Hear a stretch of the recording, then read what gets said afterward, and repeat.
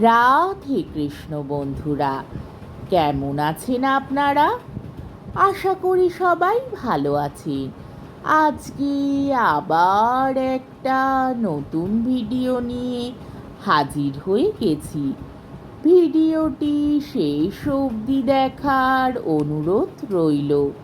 আজকের গল্প তারাশঙ্কর বন্দ্যোপাধ্যায়ের অন্যতম শ্রেষ্ঠ উপন্যাস হাঁসুলি বাঁকের উপকথা। আজকে উপন্যাসের ৯৯ পর্ব। প্রায় সন্ধ্যা হয়। একে বলে ঝিকিমিকি বেলা। মেঘ কেটে গিয়ে লাল আলোয় ভরে গেল আকাশ। চাকি অর্থাৎ অস্তোন্মুখ সূর্য এখনো ডোবে নাই। পাটে বসে লাল বরণ রূপ নিয়ে হিল হিল করে কাঁপতে কাঁপতে ঘুরছে। আকাশের মেঘে লাল রং ধরেছে। আকাশের দিকে তাকিয়ে বনোয়ারি একটু চিন্তিত হলো। কাল আবার জল নামবে। সন্ধ্যাবেলায় পশ্চিম দিকে কাঁড় অর্থাৎ রামধনু উঠেছিল। সন্ধেবেলা রক্ত সন্ধ্যা, জল নিঘাত নামবে। এর উপরে জল হলে কিন্তু চাষের ক্ষতি হবে। পশ্চিম আকাশের দিকে মুখ তুলে সে ভাবছিল। পিছন থেকে কে তাকে ডাকলো, বেনু মামা। কে ডাকে? মামা বলে কে ডাকে? গাঁয়ের কন্যের কোনো ছেলে তো নাই গ্রামে। সে ভ্রুভঙ্গি করে মুখ ফেরালো। হ্যাঁ, সেই করালি বটে। গাঁয়ের কন্যে, বসনের কন্যে, পাখির সম্বন্ধ ধরে হারামজাদা বনোয়ারিকে মামা বলে আজকাল। ডাক শোনবা মাত্র এই সন্দেহই তার হয়েছিল। সে কোনো উত্তর দিলে না।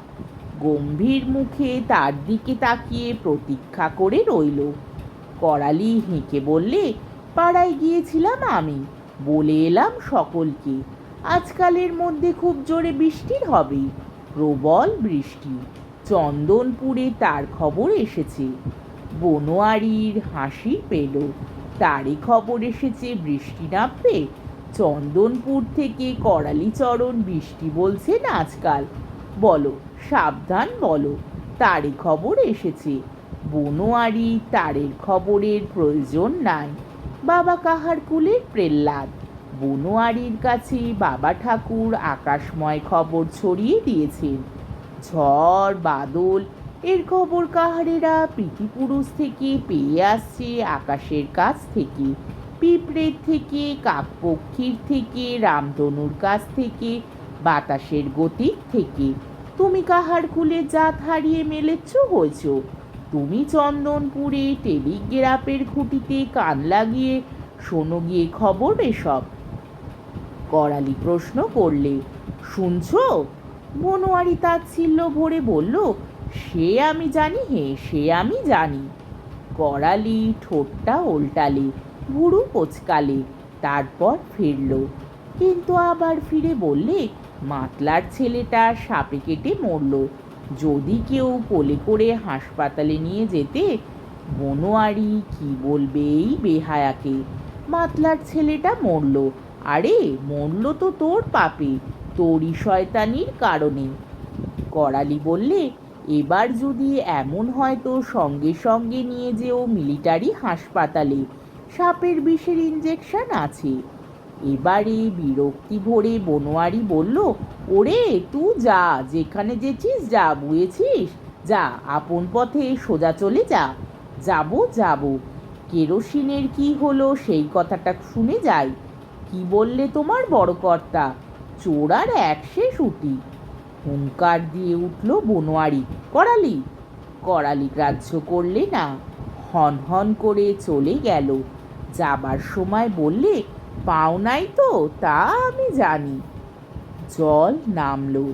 বনোয়ারির পাওয়া খবরও সত্য, তারের খবরও সত্যি, মিলে গেল। সকালবেলা থেকেই নামলো রিমিঝিমি। মেঘ যেন নেমে এলো বাবার শিমুল গাছের মাথার গায়ে। মেঘের পর মেঘ হু হু করে চলে যাচ্ছে। পাতলা কালচে কুণ্ডুলি পাকানো মেঘ। অন্ধকার হয়ে গিয়েছে ত্রিভুবন। বনোয়ারি হালের মুঠি চেপে ধরে বলদ দুটোকে থামালে। ব্যাপার তো ভালো নয়, এ যেন প্রলয়ের মেঘ। দূরে হাল বাইছিল প্রহ্লাদ, সে তাকে হাঁকল। প্রহ্লাদ থমকে দাঁড়িয়েছে। সে বললে, নাববে নাকি প্রহ্লাদ? প্রহ্লাদ একদৃষ্টে চেয়ে রয়েছে আকাশের দিকে। নাববার লক্ষণ যেন মিলে যাচ্ছে। নাববে হাতি। আকাশ থেকে হাতি নেমে থাকে। 2-10 বছর অন্তর নেমে থাকেন দেবরাজের হাতি। কাল সন্ধ্যাতে যেন তার লক্ষণ ছিল। বনোয়ারির বুঝতে পারা উচিত ছিল। সন্ধ্যাকালে সেই লাল ছটামাখা আকাশ ভরা মেঘের মধ্যে সিঁদুরের মতো লাল গোল মেঘখানি বারবার ঠেলা দিয়ে উঠছিল। সে তো মেঘ নয়, দেবহস্তির সিঁদুর মাখানো গোল মাথা সেটি।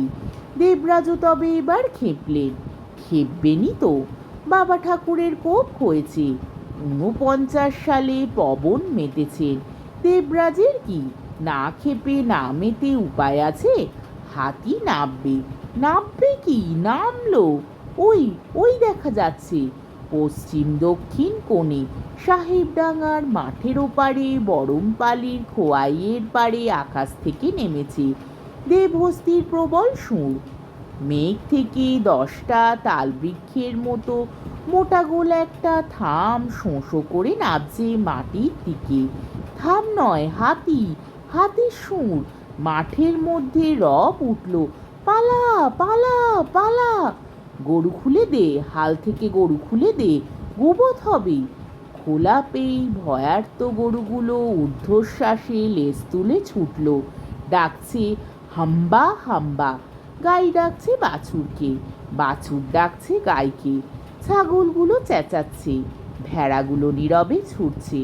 হাঁসগুলো প্যাক ম্যাক শব্দ করে জল থেকে উঠে ঘরে গিয়ে ঢুকছে। চকিত হয়ে ভয়ার্ত পাখিগুলো একসঙ্গে কলরব করে ডাকছে। গাছের শাখায় হনুমানগুলো ডাল আঁকড়ে ধরে ভয় কাঁপছে। পশ্চিম দিকে চেয়ে দেখে বনোয়ারির বুকের ভেতরটাও গুড়গুড় করে উঠল। চারিদিক জলে ঝাপসা হয়ে গিয়েছে। তারই মধ্যে আকাশ থেকে মাটি পর্যন্ত লম্বা কালো প্রলয়স্তম্ভের মতো বিরাট এবং গোল দেবহস্তির সে সুর ঘুরপাক খেতে খেতে এক ভীষণ শোঁ শোঁ শোঁ ডাক ছেড়ে চলে আসছে। পালাও পালাও, ওর মধ্যে পড়লে রক্ষে নাই।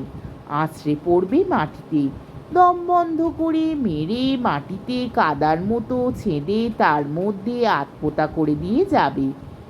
মাঠ শুদ্ধ লোক ছুটে পালিয়ে গেল উত্তর মুখে।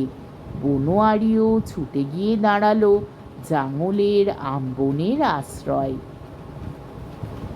আজকের পর্বটি এইখানেই শেষ হলো। আমার ভিডিওটি যদি আপনাদের ভালো লেগে থাকে তাহলে আমাকে কমেন্টের মাধ্যমে আপনাদের মূল্যবান মতামত অবশ্যই জানাবেন এবং আমার ভিডিওটিকে লাইক ও শেয়ার করার ও আমার চ্যানেলটিকে সাবস্ক্রাইব করারও অনুরোধ রইল। তাহলে আজকের ভিডিওটা এই অবধি। পরের দিন আবার এই উপন্যাসেরই 100 পর্ব নিয়ে হাজির হয়ে যাব। ততক্ষণ পর্যন্ত আপনারা সবাই ভালো থাকবেন, সুস্থ থাকবেন, সাবধানে থাকবেন এবং আমার ভিডিওটি দেখতে থাকবেন। তাহলে আজকে আসি। রাধে কৃষ্ণ।